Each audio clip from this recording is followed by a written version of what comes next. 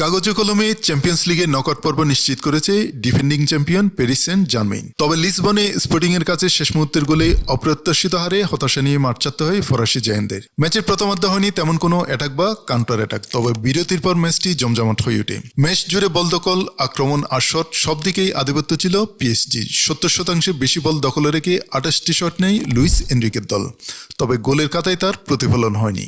ম্যাচের 74তম মিনিটে স্পোর্টিংকে এগিয়ে দেন লুইস সুয়ারেস। তার দুর্দান্ত এক ফিনিশিংয়ে এগিয়ে যায় স্বাগতিকরা। গোল হজমের 5 মিনিট পরে সমতা ফেরায় পিএসজি।